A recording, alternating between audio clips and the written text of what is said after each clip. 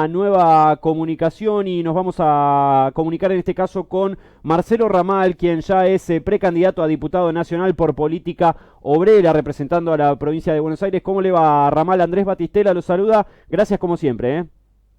¿Qué tal, Andrés? ¿Cómo estás? Te hago una breve aclaración. Yo soy candidato por la ciudad de Por la Buenos ciudad, claro, Aires. sí, sí, Quien sí. va a llevar adelante la lista en la provincia de Buenos Aires será Jorge Altamira. Claro, es cierto, es cierto. Lo pensé mientras lo decía, Ramal. Para empezar a charlar un poquito de lo que serán estas pasos el día 12 de septiembre, bueno, ¿cuál es en su consideración la relevancia histórica de estas elecciones de medio término? Bueno, ocurre lo siguiente.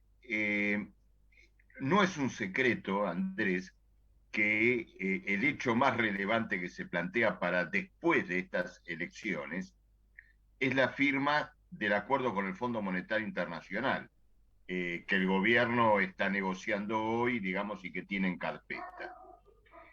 Para esta firma, digamos, tampoco es un secreto que el propio Fondo Monetario ha reclamado que el acuerdo pase por el Congreso Nacional, Ujú. es decir, que tenga de alguna manera la garantía del gobierno y de la oposición. Cuando se mira eso, lo que hay que decir es lo siguiente: estas elecciones van a elegir a los diputados que se van a sentar en el Congreso para votar el acuerdo con el Fondo Monetario. Ujú. Es decir, que detrás de la supuesta grieta se va a producir una coincidencia de fondo en torno de un acuerdo que sin duda va a tener consecuencias muy negativas para los trabajadores y para el país. Yo estoy de acuerdo con usted, Ramal, pero ¿cuáles serían las consecuencias de no acordar con el FMI? Bueno, ocurre lo siguiente. En primer lugar, digamos, lo que hoy tenemos que ver es lo siguiente. La Argentina llega a este acuerdo con el FMI en una situación probablemente inédita en lo que tiene que ver con la condición social, material de la mayoría del país, digamos, de su mayoría trabajadora. Los salarios, de acuerdo a algunos estudios, están en el nivel más bajo de los últimos 18 años. Ujú. Es decir, están peor todavía que en el momento grave de la crisis de 2001, 2002, 2003. Y las jubilaciones en el nivel más bajo de los últimos 15 años. El acuerdo con el FMI tiene el gran propósito de consolidar o de cristalizar este cuadro de pauperización, esta condición, ¿no es cierto?, salarial negativa. De acuerdo a los voceros que defienden las políticas fondomonetaristas, esta perpetuación en la caída del salario, es decir, esta cristalización de una situación de pobreza y de bajos salarios, sería la condición para que en la Argentina venga una corriente inversora. Ujú. Es lo mismo que escuchamos en los años del menemismo, lo mismo que escuchamos en el periodo macrista, es decir, que indudablemente, ¿no es cierto?, las condiciones, ¿no es cierto?, van a ser en este cuadro muy negativas. El gobierno piensa que detrás del acuerdo con el FMI se podría aprovechar una corriente favorable de inversiones financieras alentadas por un nivel bajo de la tasa de interés internacional y una elevada liquidez. Lo que ocurre es que todo el mundo tiene claro que esa elevada liquidez y esas bajas tasas de interés, al menos esto está claro para muchos observadores financieros internacionales, esta situación podría revertirse en un periodo relativamente breve, ya que existe claridad respecto de que se ha llegado a esta situación como resultado de un movimiento fuertemente especulativo, es decir, los fondos que se le dieron a las grandes empresas y a los bancos en el periodo de la pandemia principalmente en los Estados Unidos. Bueno, y esta asistencia ha creado, ¿no es cierto?, un cuadro de liquidez que favorece la especulación internacional. Ujú. No sería la primera vez que Argentina, luego del acuerdo con el fondo, se reenganche a un ciclo de endeudamiento y ese ciclo, ese nuevo ciclo de endeudamiento termina en un default. Ajá. De hecho, hoy, con la caída que se observa en los bonos argentinos y la suba del riesgo del país, se está asignando una probabilidad de default de Argentina del orden del 90% a Ujú. corto plazo y del 75% en el mediano plazo. Es decir, que ya se está descontando una nueva cesación de pago de la Argentina. Entonces, a ver, no somos nosotros los que estamos augurando una cesación de pagos. Lo que se está preparando va a conducir, ¿no es cierto?, a una nueva crisis de pagos de la Argentina, con toda seguridad. Antes de llegar a ese punto, sería mucho mejor reconocer el escenario de quiebra al cual, ¿no es cierto?, ha sido llevada esta política de endeudamiento perpetuo y hacer un replanteo económico y político general, convocando también a una acción internacional contra las deudas. Ujú.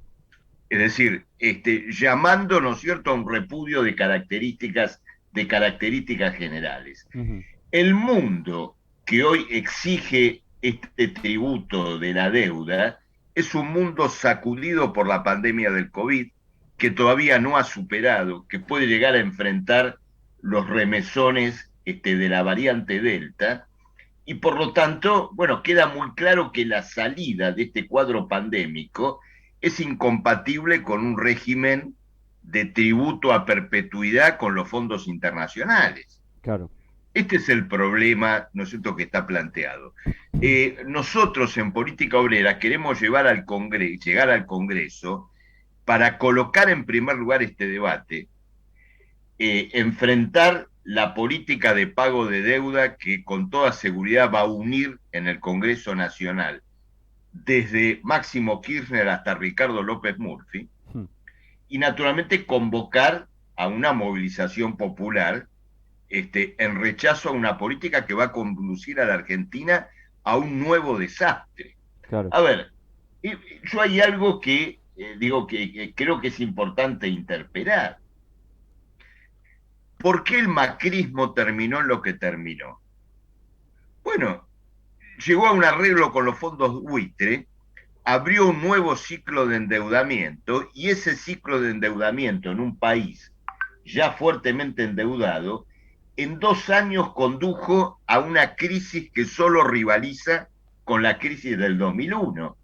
Puede ser que hoy, después de haber vivido todo eso, no tengamos otra respuesta, otra salida que una especie de remake del macrismo del 2016-2017. Si es eso lo que el gobierno tiene en manos, si es eso lo que Alberto Fernández, Martín Guzmán, Cristina Kirchner tienen en mano, bueno, sería bueno que lo digan abiertamente en las vísperas de las elecciones, Ujú. que digan que vamos a un nuevo ciclo de endeudamiento como el que se vivió bajo el macrismo, que para eso se quiere cerrar un acuerdo con el Fondo Monetario Internacional, pero dejemos de lado la mística nacional y popular en ese caso, Claro. porque no se corresponde con la realidad.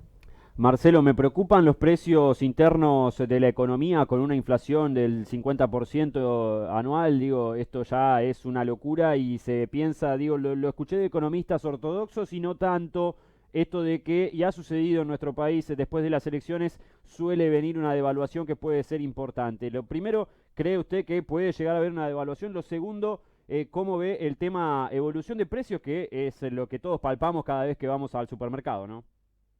Bueno, voy a invertir la respuesta, Andrés, pero voy a contestar las dos cuestiones. Primero, con la inflación, los economistas suelen girar sobre su propio círculo. Es decir, uno les pregunta por qué aumentan los precios y entonces citan aumentos de precios.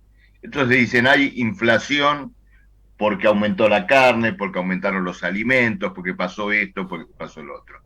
No hay una caracterización social de la inflación. Ujú, Esta inflación es una inflación de salarios o de beneficios. Es una inflación de beneficios. ujú, Todo lo que se crea económicamente, todo el valor agregado, o paga a la fuerza de trabajo o es beneficio empresario. En Argentina asistimos a una inflación de beneficios empresarios. Esto es muy claro y esto se disparó fuertemente cuando el gobierno, al asistir a las empresas con la pandemia, por un lado se financió remunerando a los bancos al 40% anual por absorber los pesos que emitían, y por el otro lado entregó de cada 4 pesos de asistencia, 3 pesos a las empresas, 3 pesos al capital. Parte de ese dinero financió una nueva fuga de capitales, porque se compraron dólares con ese dinero. El precio del dólar se disparó, ujú. la moneda se desvalorizó y entonces tenemos una economía con precios indexados con la devaluación y salarios desindexados. Lo que llamamos inflación es una transferencia monumental de riqueza Ujú. del mundo del trabajo al capital, a las finanzas, a los bancos. Esa es la caracterización social del proceso inflacionario que estamos viviendo hoy. Ujú. Y en relación, perdón, tu otra pregunta, esto en relación al tema de la inflación, ahora se me quedó la primera pregunta que habías Si hecho. piensa Marcelo que puede llegar a haber una devaluación luego de las elecciones, como ha sucedido Bueno, muchas veces. ocurre lo siguiente. Acá viene el otro punto importante, que es que economistas, inclusive ligados al gobierno, están hablando para después de las elecciones de tratar de instrumentar una suerte de plan de estabilización Ujú, o algo parecido a un nuevo 1 a 1, justamente tomando como argumento, ¿no es cierto?, la elevada inflación. ujú, Bueno, esto, ¿por qué se habla de esto en este momento? En primer lugar, porque sería como congelar la foto de salarios y jubilaciones bajas. El clavo que remacharía este verdadero ataúd social sería justamente acercar el dólar oficial al actual dólar paralelo, lo cual, incluso si no fuera una devaluación completa, es decir, que simplemente lo arrimara, implicaría un nuevo golpe sobre salarios y jubilaciones. ¿Para qué? Para formar un colchón de reservas, promover, ¿no es cierto?, sobre esa vía el ingreso de divisas, la liquidación de exportaciones, y sobre esa base, insisto, y el acuerdo del FMI, abrir un nuevo ciclo de endeudamiento. ujú. Como el FMI no es tonto y dice, ¿cómo hacemos para congelar la foto de los salarios y las jubilaciones bajas? Y con dos recursos, con una reforma previsional que convierta definitivamente a la jubilación en una especie de pensión asistencial y no en un salario diferido, y con una reforma laboral que consolide o legalice la enorme pérdida vivida por el salario en los últimos años. Ujú. Entonces, esto es un porvenir para una Argentina ya golpeada por la pobreza, por la precarización laboral. Pensamos que no. Por eso, en esta campaña de política obrera hemos colocado tan fuerte la cuestión del salario, la necesidad de que sea recuperado Ujú. hasta cubrir mínimamente el costo de la canasta familiar, y luego también la cuestión de las jubilaciones. Claro. Es decir, Argentina ha vivido una regresión social inmensa. El tema es si una acción obrera, trabajadora, saca al pueblo de esta regresión social, o bajo la vara del Fondo Monetario resultamos definitivamente enterrados. Claro. La última pregunta, Marcelo, y en relación a lo que se intentó desde el Frente de Izquierda Unidad de sumar, por lo menos en una expresión, el MST que quería sumar a las distintas facciones de la izquierda argentina para ir a una gran paso. Bueno, esto finalmente no prosperó. ¿Cómo ve usted en el escenario electoral, particularmente la izquierda? ¿Cómo encara este 12 de septiembre?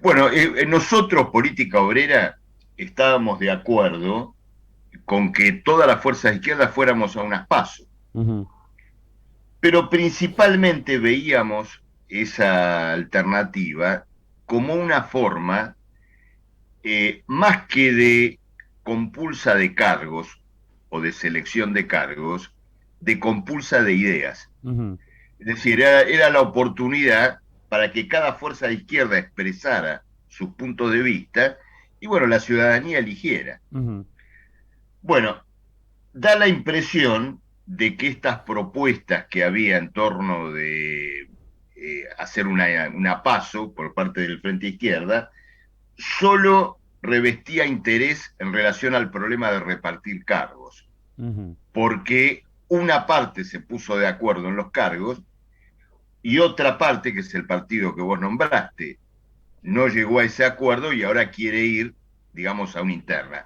Pero no es una paso que compulse programas y estrategias. Solo aspira a dirimir, digamos, en qué lugar va cada uno. Claro, Nuestra propuesta de una paso con todas las fuerzas no fue aceptada. claro. Esto, ¿no es cierto?, es muy claro. Ahora el electorado tiene que dirimir y tiene que decidir qué fuerza de izquierda expresa con claridad, con convicción, una salida socialista, una crisis inmensa generada justamente por la actual organización social y política del país, ¿no es cierto?, que es el capitalismo. Nosotros vemos al frente de izquierda en una deriva que podríamos llamar autoproclamatoria, ¿no es cierto? Esto de que alguien pide el voto para ser tercero. Ujú, La verdad es difícil, es desconcertante, claro. pensando, ¿no es cierto?, que es un pedido del voto en favor del mismo que lo pide, que quiere estar en una suerte de podio. Nosotros pedimos el voto para respaldar una orientación política y un programa de salida a una crisis económica, sanitaria y social inmensa, probablemente, digamos, la más grande que se haya vivido en el plano argentino, pero en cierto modo mundial también. Marcelo Ramal, le agradecemos por su tiempo como siempre, muy amable. Andrés, muchísimas gracias y hasta la próxima. La seguimos Adiós. pronto. Chau, chau. Marcelo Ramal es precandidato a diputado nacional por la Ciudad Autónoma de Buenos Aires.